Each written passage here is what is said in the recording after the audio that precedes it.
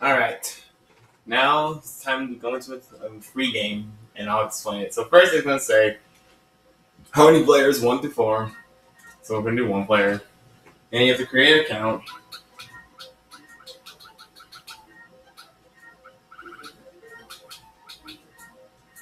And next is select your character.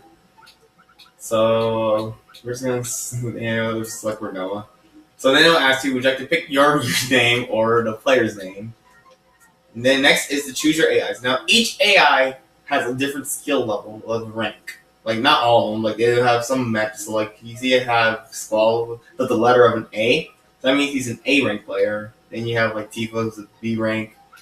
Then you have like a D rank of Kyril and Ragnar and Seer.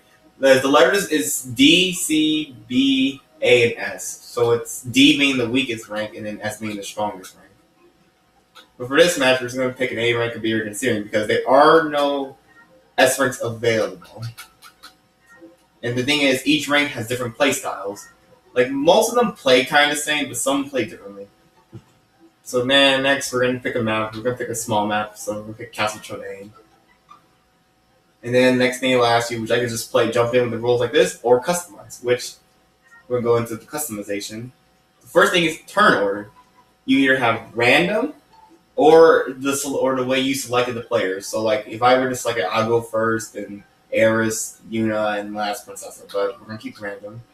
Next is target amount, where you can either keep it the same or you can change it, where you can have it at the minimum of 10,000. So you see if I like to put 9,000, see what's good. So 10,000. Or you put at the max of 1 million, basically. Well, it's not really 1 million, but technically, it basically is about. Next is bankruptcy limit. So when it's like a certain number of players go bankrupt, the game ends. So you have either 1, then 2, and 3. I'm going to put 3. Next is casino games, which I'll explain what the casino square in the game, where this option lets you play all 4 of them at random. You'll always pick one at random whenever someone plays it. This one, it's like no matter what, it'll always be slots. But I'm not going to keep that because, well, slots kind of sucks. Next is negotiations, where it lets the AI negotiate with each other or you for trading, which I'll explain that too, because we'll keep it on. And next is mecha speed, where I'm going to make the mecha speed be medium. So you have slow, medium, and fast. Let's keep it medium. This will reset everything to default, and then this will confirm it. So without further ado, let's jump in. So now how turn order goes. It's going to be determined by slots. All you got to do is press the circle button when it appears to spin it, and it'll stop for you. And then it goes, number is from greatest to least. So 18, 9, 6, 32. So then we have 1, 2, 3, 4. Warp into place. And then you press circle to begin the game. So first is red, second player is yellow, third is green, and fourth is green, third is blue. Then at the beginning, after it loads, we'll have an overview of the location. So this is Castle Trodain, Dragon Quest VIII. You can see the goal is 10,000 gil or gold, or 10k. And then lastly, the bankruptcy limit, which is 3. So it has the overview of the place, but the board will appear. We'll show the board like this. So I'll explain in depth with like rolling and everything. So first we're going to see Princessa roll. And she's going to actually land on the casino game. So, well, I guess I can explain it. This game is called Kokohore Chocobo. Pretty much you walk around this pen until you see like circles come out of Chocobo. I mean, he senses something new.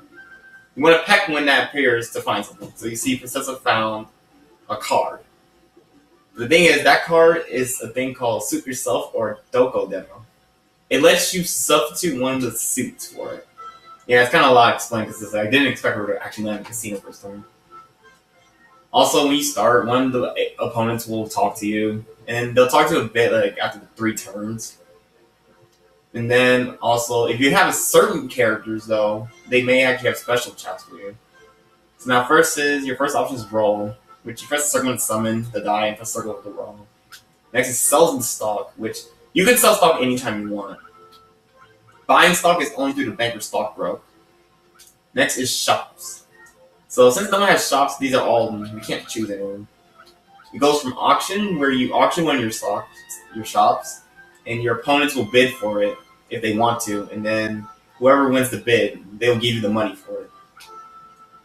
This one is sell a shop, where if you have a shop, you can sell it to one of your opponents, and then you can offer them for a price for it, and then they can choose whether they want to or not. Usually a lot of AIs in this game don't really accept them. I don't know if any of them do, really.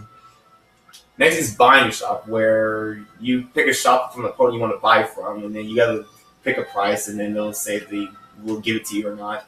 Again, kind of same case. Most likely they don't agree to anything. Next is trading with shops, which I'll explain later once that is a possibility. And lastly is renovate vacant plot, which will be in a later clip when we actually find one. This lets you see the map. So you can hold R1 to speed up, and you can press select to have an overview look. So now I guess we explain what the Aeris Square. So again, it's Princess of Moonbrooke. This is Casino Square. It pitched 1 to 4 games, which again I'll try to explain more about them when we get to it. This is take a break. It will close any shops you have owned, and anyone lands on them, they will pay it for no charge. It's free for them until your turn again. This is a lucky square, or boon square we call it, where it gives you 20% commission of any profit from anyone or yourself.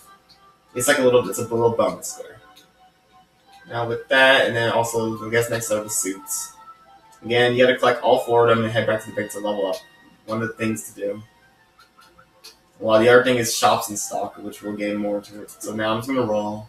So I'm gonna roll 2. So I can either go left or right. When you want to stop on the square, the game will ask you, would you want to stop or not? You click circle to stop there, end your turn. You click the other option, it'll say no, and you'll go back to the beginning spot of your roll. So instead, we're gonna stop on this shop. Because usually the shops you can choose whatever one you want to buy, but for me, I tend to buy the valuable ones. So because the pricey one gives you higher of a price, and which I should explain more. So again, the top value is the value which you have to pay the ready cash for, the number on your left. The bottom number is the price. So you see how, for me, I own yellow. For Yuna, she owned blue, and now for Aeris, she owned green. And again, you see how the number on the left side of our number is decreasing, because that's our ready cash.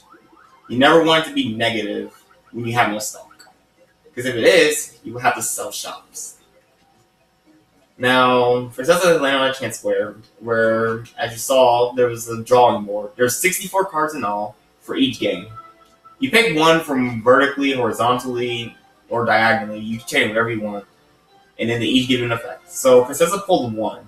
The card 1 did is that she can now actually go any direction she wants. So instead of having to go forward, she can actually head backwards. So I explain about movement. So you see how I rolled a 5. You see I can only go forward. I'm holding left. I'm just keep going right. It's you have to keep going in the direction you want. So now next is I gotta choose a path. So I like picking the valuable shops. So I'm gonna head up and get the heart and get this 210. So next we have is Yuna. Just gonna roll a 6 and buy the 300 shop right here. So next we have Aeris. Just gonna roll a 6 as well and land on Yuna shop. So here's how when you land on the shop, you will pay it and it'll show your name, paying it to the player that owns it, and how much you go. So now you look at the standings. You see how at the bottom 4th is Aeris. You see how she actually is at 1146 now because she paid 54, and you see Yuna's at 1254 because she got the sale. So the sales affects your ready cash and your net worth. The shop buying is only ready cash. So your net worth only goes down when you pay, or you pull a card that takes away your money. Which again, there are some cards that can do that and ruin you. But you can't go too down with it. But I'm gonna actually end it here and continue in another part. I'm gonna try to keep these in separate parts.